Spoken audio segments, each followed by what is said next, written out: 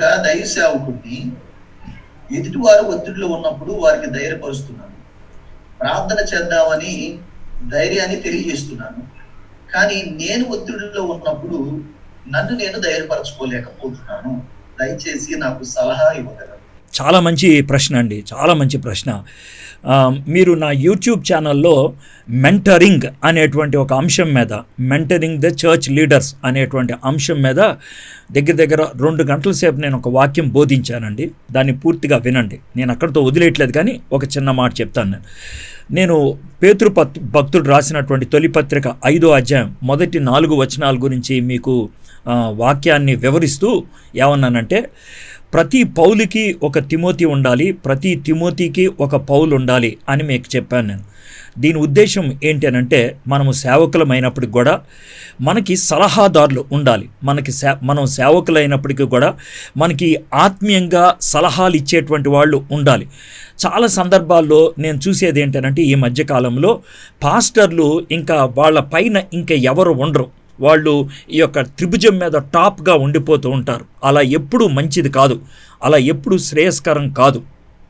మనము సేవకులంగా మన యొక్క అకౌంటబిలిటీ ఒకళ్ళిద్దరికి ఇవ్వటం మంచిది. నాకు 4 వ్యక్తులు ఉన్నారండి, నాకు 4 వ్యక్తులు. ఈ 4 వ్యక్తులు నాకు సలహాదారులుగా వ్యవహరిస్తూ ఉంటారు. ఈ 4 వ్యక్తుల్లో 2 నాకంటే పెద్దోళ్ళు, 2 నాకంటే చిన్నోళ్ళు. అర్థమైందా? అయితే వాళ్ళకి నేను ఈ బాధ్యతను అప్పగించాను. నేను ప్రతిరోజు ఈ 4 ఏదో ఒక వ్యక్తికి నేను కాల్ చేసి ప్రార్థన చేయించుకుంటాను. ప్రతిరోజు జరుగుద్ది. ఇది ప్రాముఖ్యమైనటువంటి నిర్ణయాలు తీసుకునేటప్పుడు వీలైతే 4 కూడా నేను వేరువేరుగా ఫోన్లు చేసి నేను వాళ్ళ దగ్గర నుంచి సలహాలు తీసుకుంటూ ఉంటాను. దేవుడు వారి ద్వారా నాకు చాలా విషయాలు నేర్పిస్తూ ఉంటాడు. దేవుడు చాలా విషయాలు నేను మార్చుకోవాల్సినటువంటి విషయాలు వాళ్ళ ద్వారా నాకు నేర్పిస్తూ ఉంటారు. కాబట్టి సేవకులంగా మరి ముఖ్యంగా మనం కుటుంబంగా మరొక కుటుంబం దగ్గరికి వెళ్ళి వాళ్ళతో కూర్చొని కుటుంబంలో ఉన్నటువంటి సమస్యలు కానీ, పిల్లలతో ఉన్నటువంటి సమస్యలు కానీ, లేకపోతే వ్యక్తిగతంగా ఆత్మీయంగా మనకున్నటువంటి ఒత్తిళ్ళు కానీ వాళ్ళతో ఏమాత్రం అరమరికలు లేకుండా, ఏమాత్రం ఫిల్టర్స్ లేకుండా చెప్పుకొని వాళ్ళ దగ్గర నుంచి మనం సలహాలు తీసుకోవటం అనేది అవసరం. మీరు చాలా యథార్థంగా మాట్లాడారు. నేను గౌరవిస్తున్నాను. ఎందుకనంటే సేవ చేసేటువంటి ప్రతి సేవకుడు కూడా ఒత్తిడి గుండా వెళ్ళటం అనేది సహజం. దాంట్లో ఎటువంటి అనుమానం లేదు. యేసుక్రీస్తు ప్రభువారు గెత్సెమనే తోటలో అలాంటి ఒత్తిడి గుండా వెళ్తున్నప్పుడు తండ్రి అయినటువంటి దేవుడు, అయ్యో యేసుక్రీస్తు ప్రభువారు కుమారుడు ఈ విధంగా ఒత్తిడి గుండా వెళ్తున్నాడని దేవదూతను పంపించినట్లు మనం చూస్తూ ఉంటాం. కాబట్టి మనకి సలహాలు ఇచ్చేటువంటి వాళ్ళు ఉండాలి, మనల్ని ఆదరించే వాళ్ళు ఉండాలి, మన మీద చెయ్యి తట్టి మనల్ని పురుగొల్పేటువంటి వాళ్ళు ఉండాలి. ఏలియా కెరూతు వాగు కింద, కెరూతు బద్రీ వృక్షం కింద కూర్చొని మరణాపేక్ష కలిగిన వాడై ఆయన ఏడుస్తూ ఉన్నప్పుడు దేవుడు తన దగ్గరికి దేవదూతను పంపించాడు. ఆ దేవదూత చేసినటువంటి పనులేంటి తెలుసా?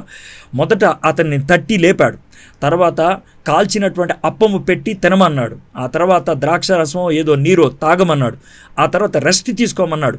ఒక విధంగా చెప్పాలంటే ఫిజికల్గా, ఇమోషనల్గా ఆయనని పురికొల్పినట్లు మనం చూస్తూ ఉన్నాం.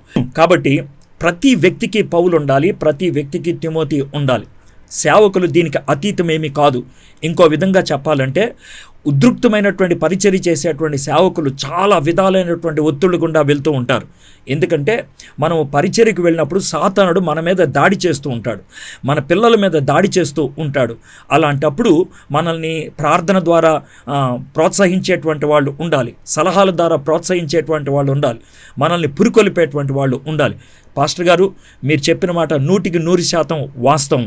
కాబట్టి మీరు చేయాల్సిన పని ఏంటంటే ప్రార్థన చేసుకొని, ప్రభువా నేను ఎవరి దగ్గరికి వెళ్ళి నేను ఈ విషయాలు పంచుకోవాలి అని మీరు ఒకళ్ళు, 2 లేదా 3 వ్యక్తుల్ని మీరు ఎంపిక చేసుకొని వాళ్ళ దగ్గరికి వెళ్ళి చెప్పండి, నేను ఇలా వస్తాను మీ దగ్గరికి తరచుగా, నా జీవితాన్ని మీరు పరిశీలిస్తూ ఉంటారు కదా, నా గురించి ఎవరన్నా చెప్తూ ఉంటారు కదా, నాకెవరన్నా సలహాలు ఉంటే కనుక మీరు చెప్పండి అని మీరు ఆ నమ్మకమైనటువంటి వ్యక్తులు ఎవరి దగ్గర అయితే మీ జీవిత విషయాలని చెప్పుకుంటారో వాళ్ళు కాన్ఫిడెన్షియాలిటీ మెయింటైన్ చేయాలి. అంటే వాళ్ళు ఇతరులకి దాన్ని చెప్పకూడదు, గోప్యంగా ఉంచడం నేర్చుకోవాలి. అలాంటి వ్యక్తులు, ఆత్మీయంగా ఉన్నటువంటి వ్యక్తుల దగ్గరికి వెళ్ళి మన యొక్క జీవితాన్ని పంచుకొని వాళ్ళ దగ్గర నుంచి సలహాలు తీసుకోవడం అనేది చాలా అవసరం.